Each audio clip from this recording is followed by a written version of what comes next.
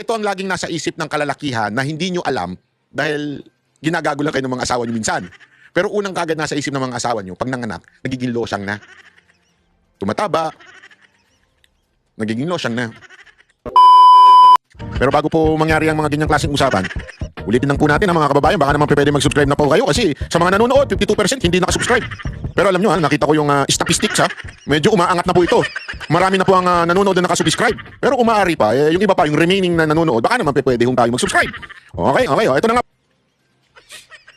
Ano sa tingin ninyo? Bakit siya nag-iingay? Sige, basahin natin yung kanyang statement. Dito tila may pag-amin siya na hindi na-discuss ng ibang mga vlogger pero tila may pag-amin siya dito. Ito, basa, sabi ni Angel Locsin. Nung mga panahong magkasama tayo, nako po, patay tayo dyan. Mariel, nako, pasensya na may nagbubuking. Madalas mong ikwento yung panahon na namundok ka at nag-armas para ipaglaban ang bayan. Anong ginawa ni Robin? Nag-armas siya at ipaglaban ng bayan. Sa madaling salita, naging NPA. Sabi mo pa nga, dinadalaw ka ng ex mo sa bundok. Naku po, Mariel, ano to? Mariel, mukhang ikaw ang pinatatamaan nito yung mga bagay na hindi mo na sinasabi kung ayaw mong awayin ka ng present. Bastos din ito no? Bastos Ipaalala kaya ni Robin yung mga ginawa mo nung ex nyo, yung hindi mo asawa ngayon? Halimbawa lang halimbawa, wala naman ako sinabing totoong nangyari to. Naalala mo ba nung nagsama kayo nung ex mo sa kotse at meron kayong himalang ginawa? Halimbawa lang. Ito hindi totoo Again ulitin ko, walang malis dito. Hindi ho ito totoo. Halimbawa lang, sinabi ni Robin yun sa isang taong babae na may ex. May ex siya na lalaki. Siyempre, alam naman. Pwede rin naman tomboy. May ex kang lalaki. Ngayon may asawa ka na. Biglang sasabihin sa'yo, alam mo ba? Naalala mo ba? Nung ex mo, nagchuchuk-tsakan kayo dyan sa loob ng sasakyan, umuuga-uga pa yung sasakyan? Hindi, ito, halimbawa hindi ho totoong nangyari yan. Halimbawa lang. Gagawin mo pa ba yun? Sasabihin mo pa ba in public yun? Alam mo nang may asawa yung tao ngayon? Anong klaseng ugali meron ka, Angel Locsin? Sabi nga ng mga Gen Z ngayon, marami tayong mga kaibigan Gen Z. Sabi nga ng mga Gen Z ngayon, okay lang na maging gago o di kaya ay maging irresponsible yung mga jowa nila, basta wag lang pag-uusapan ng tungkol sa ex, gulo yan. Pag pinag-uusapan ng tungkol sa ex, gulo yan. Mabanggit lang ang letrang X, gulo na. Kahit nga hindi mabanggit yung pangalan basta mabanggit lang yung letrang X, gulo na yan. No yan, alam mo ba, Angel Locsin? Tapos babanggitin mo pa dito na alam mo na may asawa yung tao na yun. Naku po. Sa statement mo na to, paragraph 2, section 1, article 3. Naging batas Sa statement mo na to, kahit papaano, natuwa ako makita ulit yung dating Robin Padilla na nakilala ko, at least honest ka ngayon, kuya. Pag-amin ba to? Hindi ako nagtatanong inaamin mo ba na natutuwa kang komunista si Robin? Ano ibig sabihin? Komunista ka rin? Hindi ako nagtatanong lang ako This is an honest and curious question. Kasi, nung narinig ko yon na inamin ni Robin na komunista siya, gusto ko siyang i-text Gusto ko siyang, bakit ka komunista? Labo mo naman, idol. Hindi, gusto ko siyang i-text ng ganun Hanggang ngayon, komunista ka pa? Hindi kita susuporta kung komunista ka ngayon. Maaring ganun Mabibwisit ka kasi hindi ako komunista. Buwisit ako sa komunista. Buwisit ako sa utak ng mga komunista. Kaya, nung narinig ko yung kay Robin, hindi ako natuwa. Kasi galit ako sa komunista. Hindi ko natutuwa sa kanilang ideolohiya. Pero, ngunit datapwat subalit dito sa iyong statement, caption, bakit ka natuwa? Di ba? Sa statement mo na to, sabi ni Angel Locsin, kahit papaano, natuwa. Natuwa o nalungkot? Natuwa. O sakto lang, natuwa. Natuwa akong makita uli yung dating Robin Padilla. Ano ba yung dating Robin Padilla? At ano yung statement na yun? Na komunista si Robin. Bakit ka natuwa? Huli ka doon, pero di kulong. Huli, pero di kulong. Si Angel Locsin, yari na. Ito ba'y pag-amin mo na ikaw ay dati rin komunista? Ako'y nagtatanong lang, Angel Locsin. Nagtatanong lang ako. Bakit ka natuwa nung umamin si Robin Padilla? Meron ba kayong usapan nun na pareho kayong komunista nun? O baka ngayon, hanggang ngayon, komunista ka pa rin? Nagtatanong ako hindi kita nire-red tag. Magkaiba yun. Yung ano naman sa red tagging mo. Gagawin nyo pang batas yan. Kayo, isipin nyo to Sila ang nagbibigay ng statement at pahayag na tila sila ay sumusuporta, natutuwa sa pagiging komunista, tapos magagalit sila pag tinanong sila at binanggit na komunista sila. Ako hindi ko binabanggit. Wala akong kaalaman tungkol sa iyo kung komunista ka ba, NPA ka ba. Basta ang bali-balita ay umakyat ka daw doon sa bundok with, alam mo na yung typical reasoning ng mga makakaliwa na kesyo exploration, helping the IPs. Yan yung mga ano nila palusot nila Sabi ko nga sa inyo someone has tried to recruit me and Mocha to go up in the mountain. At ang dahilan pa nga nila, kasi alam nilang Duterte supporter kami, huwag kayong mag-alala. Gusto lang kayong ma-meet ng mga NPA to Sa anniversary, gusto daw pinapatawag kayo, gusto kayong i-meet. Akyat tayo sa bundok. Diyan sa Davao City. Malapit sa Davao City. Akyat daw, i-meet yung mga NPA. At ito daw, exploration, kuno-kuno lang. Alam mo, buti nagtanong-tanong ako May kilala kasi tayong mga intelligence officer noong time na yun. Tinanong-tanong ko kung ano yun. Ang sabi, nako, na-pinpoint na kayo, nire-recruit na kayo. At pagdating nyo doon, na mapipilitan na kayo sumanib sa mga NPA. No choice na kayo. Baka pasumpain na kayo doon. Sabi ko, wag ka mag-alala, sir. General. Hindi po ako gumigising ng umaga kaya hindi nila ako mapipilit doon. Ganun ba? Okay. Sige, tamad ka pala. Oo naman. Pagkakakiti mo ako ng bundok, okay ka lang? Umakit ka na hagdan namin, hindi ko ginagawa. Isang floor lang. Biro lang. Pangatlo. Third paragraph. Pasensya na sa paubo-ubo natin. Alam ko naman may ubo rin kayo. Sabayan nyo na lang ako. Pag umubo ako, doon na rin kayo umubo. Alam ko may sakit din kayo Huwag na kayo magpalusot. Pare-pareho tayo may sakit. Malala ang sakit ngayon Hindi lang pinapansin. Pero malala ang sakit-sakit ngayon. Kaya ano nyo na. Okay? Ito. Ituloy pa natin. Ang tanong ko lang, nasaan ka nung panahong nire-retag ako? Kahit alam mong hindi totoo? Actually, kasama mo pa nga at katsikahan yung mga nagre-red tag, naghugas kamay at pumikit sa katotohanan. Alam mo, ladies and gentlemen, people in the house Sa totoo lang po, yung mga ganitong banat. Banat ito ng mga babaeng kulang sa aruga. Nasaan ka nung nire-red tag ako? Nasaan ka nung mga panahong malungkot ako? Nasaan ka nung panahong bigo ako sa pag-ibig? Di ba tayo magkaibigan? At katabi mo pa yung nangalunya at nanloko sa akin. Napa-research tuloy ako Magjowa ba dati to si Robin at saka si Angel Locsin? Buti naghiwalay kayo. Kung kayo magjowa dati. Hindi kasi okay si Mariel Si Mariel hanga ako dyan I mean, si Mariel sikat. Maganda. Di ba? Press na press yung itsura niya. Pero at the same time, humble, tumutulong sa asawa, nag-buy and sell. Hindi yung ako si Mariel Ako yung sikat. Hindi na ako magti-tiktok, buy and sell. Hindi, matyaga, masipag. At kahit tumatanda, parang hindi tumatanda. Si Angel Locsin, hindi lang tumanda. Buti talaga. Hindi ako sure kung naging sila Pero kung naging sila, buti na lang naghiwalay kayo. Mahirap yung ganitong jowa. Yung kulang sa aruga. Yan ang ayoko kaya ako di ako nagjojowa Ayoko yung paalaga. Alam mo yung paalaga? Yun na ayoko talaga nun. I mean, marami na nga akong problema sa buhay. Gusto mong pandagdagan at gusto mo intindihin ko yung problema mo. Diba? Ang dami ko ng problema. Ang dami ng problema sa buhay na to. Gusto mo intindihin ko yung problema mo. Bakit? Sino ka? Ex ba kita? Jowa ba kita? Di ba may asawa ka na? Ba't di yung asawa mo magkaruga sa'yo? Ba't di yung asawa mo magtanggol sa'yo? Bakit ako? Kung ako si Robin, ginanong ko to Sa totoo lang. Kung ako si Robin, binanatan ko to ng ganito bakit ako? Asawa ba kita? Kapatid ba kita? Pero mabuti na lang, si Robin Padilla ay napaka-gentleman yan. Alam mo naman si Robin Padilla. Yan ang gentleman of the gentleman. Talagang pagdating sa pagiging gentleman yan, kung si Tatay Digong gentleman, mas gentleman nito si Robin Padilla. Diskarte nito. Malupitan, di ba? Ito yung, ano man tawag doon? Yung maginoo, pero hindi bastos. Meron kasi maginoo, pero bastos. Ito yung maginoo at hindi bastos. Di ba? Yan si Robin Padilla. Pero itong pinakamatinding banat ni Angel Locsin dito na wow talaga. Paragraph 4. Isa sa mga pinakamalaking dahilan kung bakit ka binoto ng maraming Pilipino dahil inaasahan nilang magiging matapang kang boses para sa mga kapatid nating Muslim.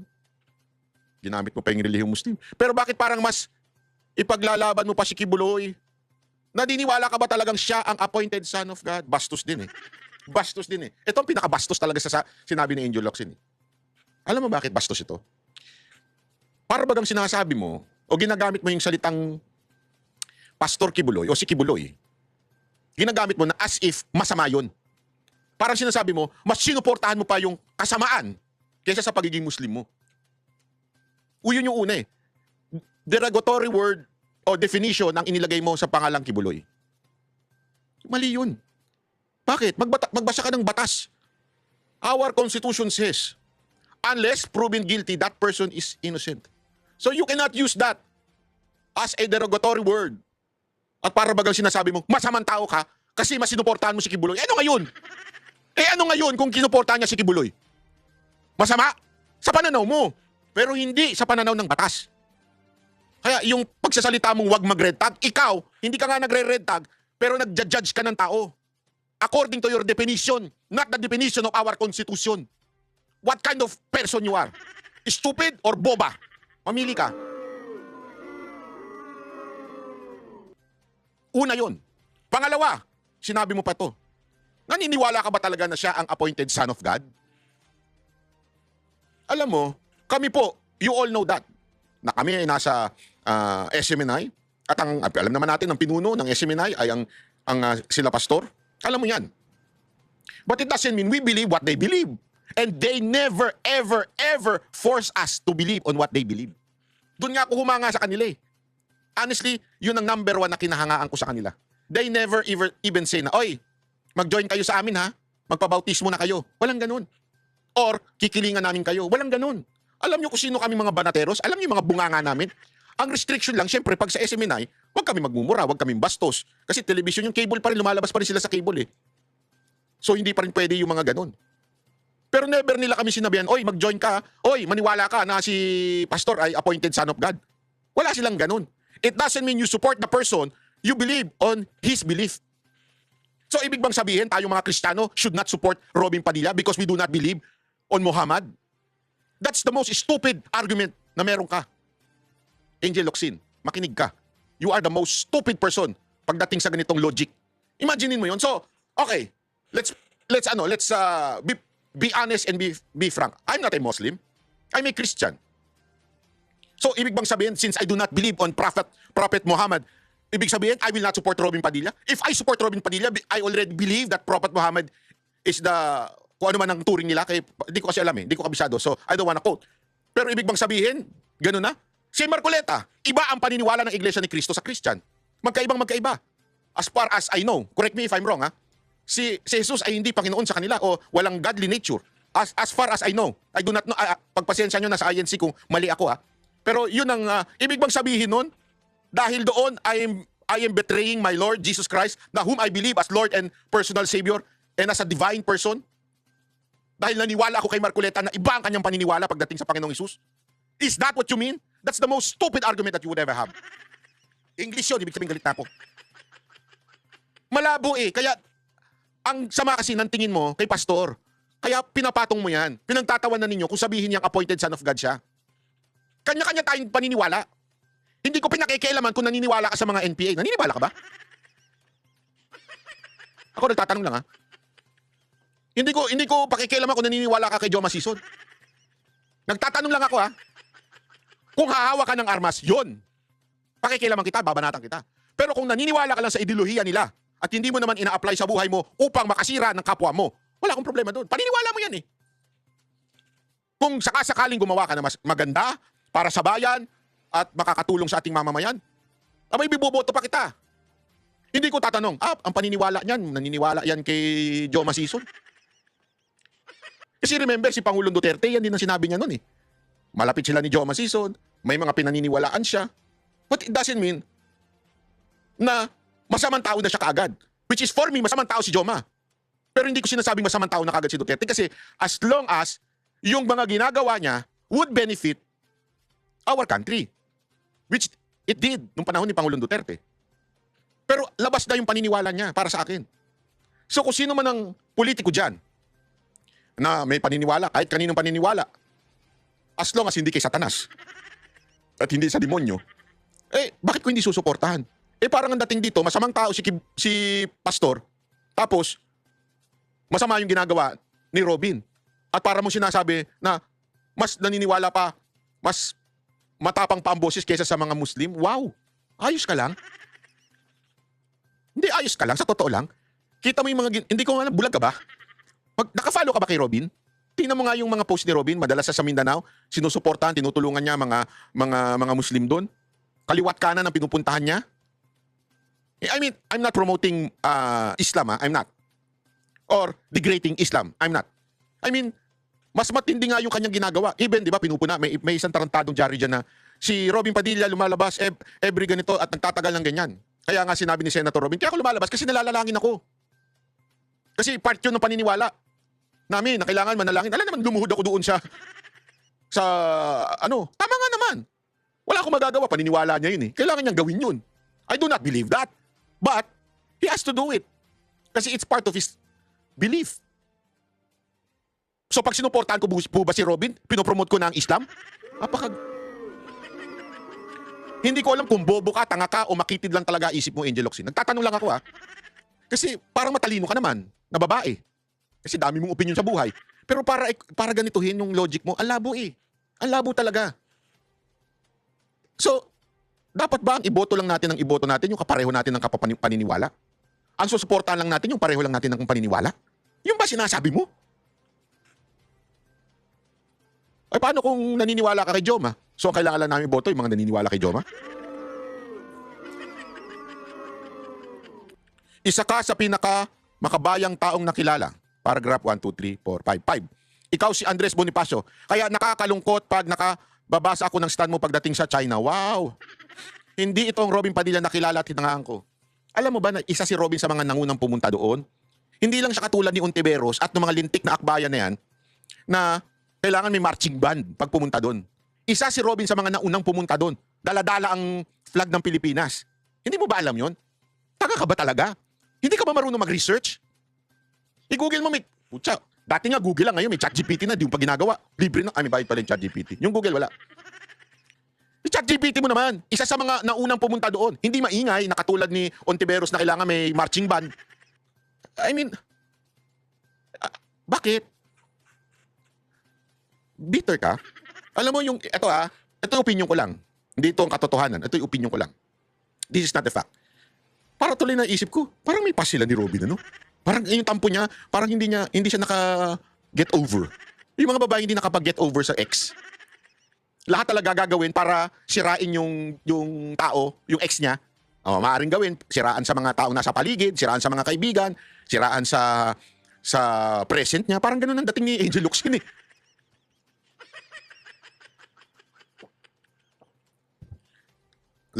Hindi pa pala last paragraph to. Kahit paano, alam kong halos pareho tayo ng landas na dinaanan. Parang pag-amin talaga na meron silang pinagsamahan noong panahon na komunista at umakyat ng bundok si Robin, ano? Galing sa hirap, nagtrabaho ng maaga, tinangkilik at napasaya ng mga tao. Ang utang na, yun daw yung ang utang na loob natin ay ating Diyos at sa lahat ng Pilipino, hindi lamang sa isang tao. Tama na kuya, gising na, hindi pa huli ang lahat.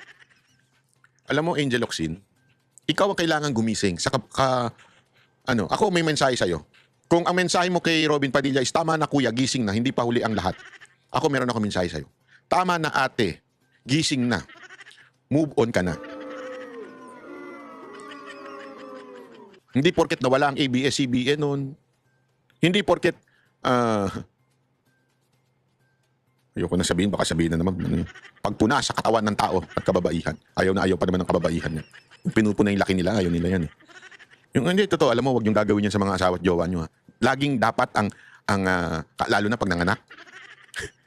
payo ko lang sa mga kalalakihan niya. Pag nanganak ang asawa ninyo, wag na wag niyo sasabihin, tumaba ka. Naku po, patay tayo dyan. Wag na wag niyo sasabihin yan. Naku po, mawiwindang yan. Talaga madidepress yan.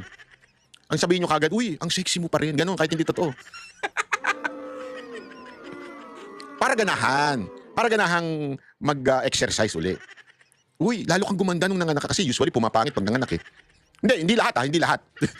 Meron namang gumaganda. Banat ba? Sama na ugali mo. Hindi, ito, alam mo, ito, sa mga kalalakihan, sa mga kababaihan. Ito, kwento ko lang sa inyo. Alam mo naman si Banat Bay, talagang hindi nagsisinungaling yan. Ito'y usapang mga panglalaki lang na hindi nyo naririnig. Sasabihin ko sa inyo kasi takot yung mga asawa nyo sabihin sa inyo. Totoo yan. Again hindi ako ito kasi una-una wala akong asawa, wala akong jowa, wala akong anak. Yan for the record. So, wala akong karanasan dyan. Okay? Pero ito ang laging nasa isip ng kalalakihan na hindi nyo alam dahil ginagago lang kayo ng mga asawa nyo minsan. Pero unang kagad nasa isip ng mga asawa nyo, pag nanganak, nagiging losyang na. Tumataba, nagiging losyang na. Kaya kayo mga kababaihan, dapat pag kayo nanganak, doble effort. Hindi ko sinasabing yun lang ang basihan ng pag-ibigan nyo. Hindi naman sa ganun. Kaya lang, syempre, di ba? Kasama yun. Ay, alam naman, gusto nyo yung asawa nyo, maging lumba-lumba rin yung lalaki. Syempre, gusto nyo as much as possible. Kaya nga nyo pinapatulan minsan yung mga driver. Hindi naman lahat din.